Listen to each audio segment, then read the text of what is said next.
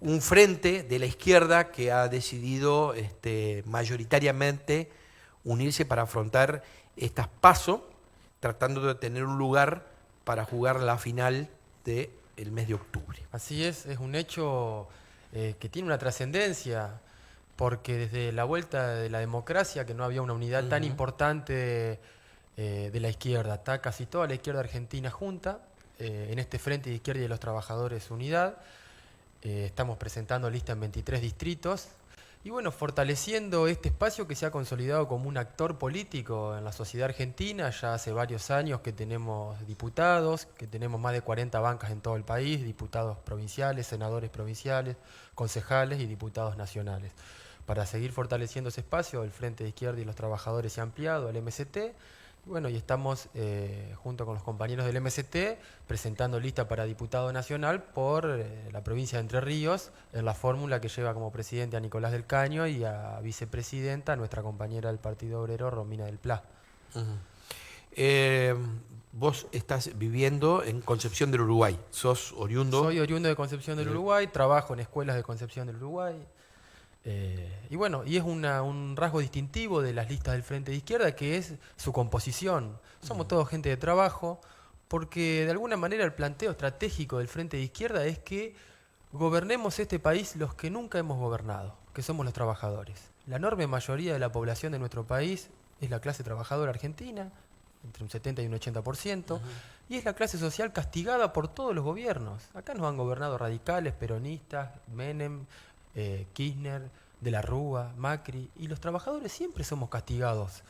Te voy a dar un dato. Perdón, ¿es un hecho casual que digas peronistas y radicales y después menciones nombres y no partidos? No, porque peronista tenemos a Menem, que es peronista, y a Kirchner, que es peronista. Y para nosotros sí, asumieron por el peronismo eso, para nosotros. Por eso, podría nombrarlos a todos, Alfonsín, Menem, De la Rúa, Kirchner y Macri, o las distintas formaciones, que ahora viste que se mezclaron todos. Quiere decir que intereses tan distintos no representan, porque por eso están se van pasando de una lista a la otra. Ahora, en el año 86, el 30% de la población argentina vivía debajo de la línea de la pobreza. Estamos en el año 2019. Pasaron todos estos gobiernos que mencioné y sigue habiendo un 30% de pobres. Más de un 30%. Es un dato dolorosísimo. Y el año pasado... Y avergonzante. Avergonzante, claro. El año pasado se sumaron 3 millones de pobres más, por eso ascendió a 32%, que pega mucho más fuertemente en la juventud, en donde el índice de pobreza llega al 49%, o sea, la mitad de los menores de edad son pobres en nuestro país. Entonces, acá han gobernado todos los partidos y no han tenido la política ni el interés, porque no defienden los intereses de los trabajadores, de resolver el problema de la pobreza. Por eso la perspectiva estratégica del Frente de Izquierda es que gobernemos los trabajadores, que somos lo que nunca gobernamos este país, lo que somos castigados gobierno tras gobierno, y para eso tenemos que construir nuestra herramienta política. Y el Frente de Izquierda y de los Trabajadores Unidad apuesta a construir una herramienta política para que gobernemos los trabajadores en la Argentina y resolvamos los problemas de las grandes mayorías. Bueno, ¿y cuáles serían las líneas en las que ustedes se basan o se sostienen y consideran de que el electorado puede acompañarlos? Mirá, para tener un país mejor en caso de que lleguen a la primera magistratura o a los cargos legislativos. En lo concreto, hoy la política argentina está dominada por la enorme crisis y la salida de esa crisis está dirigida por el Fondo Monetario Internacional, que no es nuevo. En Argentina ya conocemos muy bien al Fondo Monetario y a dónde nos llevan las políticas del Fondo Monetario, que nos llevaron a la crisis del 2001. 54% de pobres, 23% de indigentes, 21% de desocupación. Y ahora la política argentina vuelve a estar en realidad, durante el kirchnerismo el Fondo Monetario nunca se fue, pues simplemente se le pagaba en efectivo. Y ahora vuelve a discutirse cómo salir de esta crisis bajo las recetas del Fondo Monetario. Entonces nosotros decimos que hay una falsa polarización. Porque a excepción del Frente de Izquierda, todo el resto de los candidatos piensan seguir en la órbita del Fondo Monetario Internacional. ¿Y qué implica eso? Y la gente lo tiene que saber. Porque se dice, vamos a renegociar la deuda. Hay que renegociar la deuda porque es impagable. Y el fondo ya ha dicho que renegociar la deuda implica ampliar los plazos de pago a cambio de 3 reformas que son profundamente antiobreras y antipopulares. La reforma jubilatoria, que reduce las jubilaciones y aumenta la edad. La reforma laboral, que deroga derechos históricos de los trabajadores, como las indemnizaciones, los convenios colectivos de trabajo. Y la reforma tributaria, que plantea mantener el impuesto al consumo, que es el IVA, que es el que pagamos los trabajadores, porque compramos para vestirnos, comida y algún electrodoméstico, y todo eso está cargado de IVA, y en paralelo quitar impuestos al sector del empresariado. Esas son las 3 reformas que exige el Fondo Monetario, que plantean liquidar derechos históricos que nos han costado décadas de lucha a los trabajadores. Y todos los candidatos que quieren renegociar y seguir pagando la deuda van a ir indefectiblemente a esas reformas. Por eso decimos hay una falsa polarización entre Macri y Fernández Massa, y la única polarización real es entre los que piensan los candidatos del Fondo Monetario Internacional o los candidatos del Frente de Izquierda y los Trabajadores. Me he visto en Lagarde, un momentito, yo te pregunto con respecto al tema de la reforma laboral. Hoy en la Argentina es muy caro tomar mano de obra, porque tiene un alto componente de guita que se lleva el Estado, que no se lleva el trabajador en el bolsillo. ¿Vos creés que no merece ser revisada esta cuestión? Mira, siempre trato yo de apelar a la memoria colectiva. Ya se aplicaron reformas laborales, por ejemplo, con el menemismo y con de la Rúa, y no permitieron un aumento del empleo. ¿Vieron que se dice hay que poder despedir para que haya más empleo? Darle facilidad. Si al patrón le va bien, a mí me va bien. Ese es el planteo. Si a las empresas le damos facilidad, va a aumentar el empleo. En los primeros 4 años del gobierno de Menem hubo un crecimiento del PBI que superó el 4%, y en paralelo a eso aumentaba la desocupación.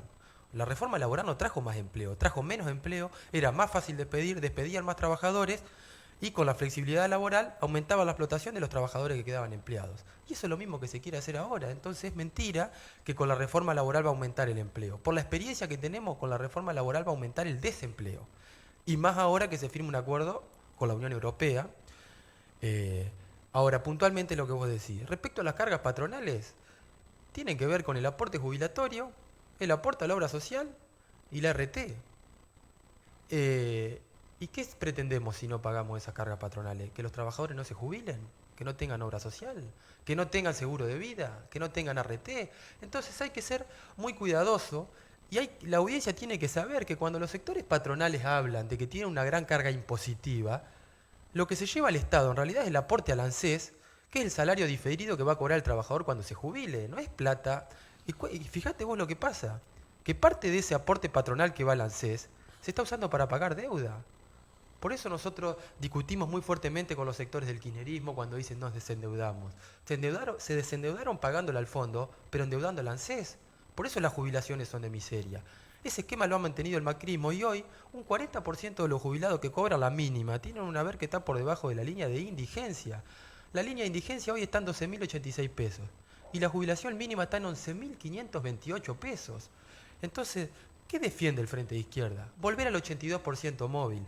Y en contraposición a lo que vos me planteabas, planteamos justamente reponer los aportes patronales que quitó Menem para aumentar la recaudación del ANSES y que se deje de pagar deuda externa con el ANSES. Así van a poder aumentar las jubilaciones, porque es inaceptable, inadmisible que el 40% de los jubilados estén por debajo de la línea de indigencia, no la de la pobreza.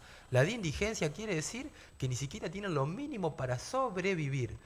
Entonces, por eso nosotros nos enfrentamos a la reforma laboral, a la reforma tributaria y a la reforma previsional. Pero esto implica reorganizar el país sobre nuevas bases. Ahora, Pablo, con respecto a la reforma tributaria, ¿vos no creés que la Administración Federal de Ingresos Públicos caza el gallinero?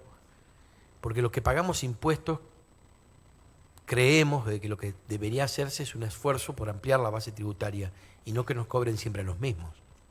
Bueno, respecto a la composición de los aportes tributarios, hay que ser claro en esto. Los que más pagamos impuestos somos los trabajadores, y voy a explicar por qué. La principal fuente de recaudación del Estado es el IVA, que es el 21% en la mayoría de los productos. Acá un nene que no tiene para comer va y se compra un alfajor, y de ese alfajor está pagando 21% de impuestos. Entonces, nosotros justamente lo que queremos es avanzar en una reforma progresiva, y un gobierno de los trabajadores llevaría adelante una reforma progresiva en cuanto a los impuestos, que paguen los que tienen renta financiera, los grandes exportadores, que paguen las grandes patronales, Y no que siga como ahora, en donde es un sistema impositivo totalmente regresivo, donde el que no tiene ni para comer paga el 21% de IVA, mientras que las patronales pagan cada vez menos. Y eso pasa por la política del gobierno nacional, pero también el gobierno del PJ, que se dice opositor, ha llevado adelante la misma política. De hecho, ingresos brutos han sido reducidos en la provincia, por ejemplo. Entonces así va a haber menos salud de calidad, menos educación de calidad, y van a seguir empeorando las condiciones de vida del conjunto de la población trabajadora. Pablo, si se da la polarización que dicen los que hacen estudios respecto al comportamiento del electorado, habría una definición en las generales entre la fórmula Macri-Pichetto, Fernández. ¿Cómo jugarían ustedes en esa construcción política a partir del 10 de diciembre? Mira, nosotros, tanto con el kirchnerismo como con el macrismo, hemos siempre planteado la misma cuestión. La independencia política de los trabajadores en la perspectiva de lo que te decía hoy, que tenemos que gobernar los trabajadores. Eso se manifiesta en la militancia que tenemos a diario. Ahora, los trabajadores representados por sus sindicatos y fundamentalmente por la CGT respaldan la fórmula Fernández. A eso iba. Como militamos a diario, militamos contra justamente aquellos dirigentes sindicales que están ligados a las patronales y que por eso han permitido los miles de despidos. El mes pasado hubo 43.000 despidos, solo el mes pasado de los registrados en blanco. Han entregado el salario, la burocracia sindical, como nosotros la definimos, peronista, ha entregado el salario, todas las paritarias han sido firmadas a la baja, a excepción de los sindicatos dirigidos por la izquierda, como el sindicato del neumático, que acaba de arreglar ayer un 61% de aumento porque la inflación interanual de su periodo paritario es del 61%, han entregado los convenios colectivos de trabajo. Entonces, batallamos por una perspectiva de independencia política de los trabajadores, y eso se manifiesta en los sindicatos, en expulsar a los dirigentes sindicales actuales que vienen traicionando a los trabajadores hace 30 años. Están hace 30 años los mismos dirigentes sindicales. Y los trabajadores estamos cada vez peor. ¿Qué quiere decir? Que algo bien no anda. De hecho, han permitido que haya despidos, salarios a la baja, que la reforma laboral empiece a avanzar convenio por convenio en cada sector de trabajo. Entonces, después del 10 de diciembre vamos a seguir con nuestra misma política que la que nos ha permitido el desarrollo hasta ahora. Dar la batalla a los sindicatos para democratizar los sindicatos y para expulsar a los dirigentes sindicales que están ligados a las patronales. Dar la batalla en el plano educativo para revertir la enorme degradación de la educación pública. Lo mismo en el sistema de la salud pública. Entonces, esta perspectiva de independencia política de los trabajadores y de un gobierno de los trabajadores se manifiesta a diario en la lucha por salario, en la lucha por trabajo, por educación, por salud, por 82% móvil para los jubilados, que son las propuestas que estamos levantando en esta campaña. Nuestras propuestas pasan por las demandas de los trabajadores. Salud. Pablo, contame un poquito de vos. De mí, bueno, soy docente, trabajo en 4 escuelas del departamento de Uruguay. ¿Sos de Concepción del Uruguay? Soy de Concepción del Uruguay, milito, como dije, en la agrupación sindical Carlos Fuentealba, y ahí empezó mi primer contradicción. Ajá. Porque luchábamos todos los días en la escuela para defender la educación pública, por ejemplo, contra el gobierno provincial y nacional. Ajá. Pero después, a la hora de votar, no encontrábamos una herramienta política. Entonces, yo creo que a los docentes y los que me están escuchando, me parece, le estoy hablando a ellos, se nos plantea una enorme encerrona, porque luchamos todos los años con paros, con movilizaciones contra el gobierno nacional y provincial, que como son gobiernos que responden a los intereses del empresariado, atacan la educación pública. Y los compañeros luchan y paran y se movilizan y hacen asambleas, pero después, a la hora de votar, votan a los mismos partidos políticos contra los que luchan desde el sindicato. Por eso, frente a esa contradicción y esa encerrona que me encontré, me decidí plantear la misma lucha que damos en el sindicato por la educación pública y por los trabajadores, darla también en el plano político. Y eso es lo que refleja el Partido Obrero y el Frente de Izquierda. Las mismas luchas que damos los trabajadores en los sindicatos, llevarlas al plano político.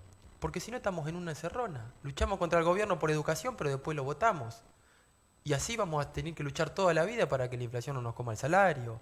Entonces, nosotros creemos que la solución de fondo es que esa misma lucha que damos en el sindicato por los trabajadores de la educación y por la educación pública, la llevemos al plano político para que gobernemos los trabajadores. Porque no hay forma de resolver los problemas de la mayoría trabajadora si no gobernamos los propios trabajadores.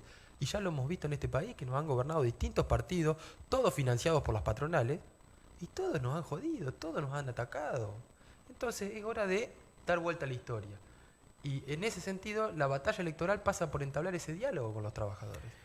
Bueno, sos candidato en cuarto término de la lista 133. Sí, que lleva como candidato a presidente a Nicolás del Caño, como candidata a vicepresidenta a Romina del Pla, la compañera Nadia Burgos del MST, candidata a diputada, y Luis Meiner a senador, y yo también candidato a diputado por el Partido Obrero dentro del Frente Izquierdo y de los Trabajadores Unidad.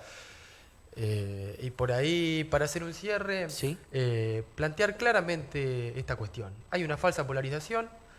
Nosotros entendemos que la verdadera polarización es entre los partidos que piensan seguir con el Fondo Monetario y los candidatos del Fondo Monetario Internacional, o los candidatos del Frente de Izquierda y los Trabajadores, que planteamos darle una salida desde los trabajadores a esta crisis, para que no paguemos la crisis de los trabajadores como pagamos la del 89, la del 2001 y como estamos pagando esta. Por eso decimos que a la crisis la paguen los capitalistas. Es hora que los trabajadores mantengamos nuestros derechos y que paguen los que siempre han ganado. Ese es nuestro planteo, un planteo de clase, y esa es nuestra perspectiva, y te agradezco también el espacio. Por favor, gracias a vos, querido. Muchas gracias.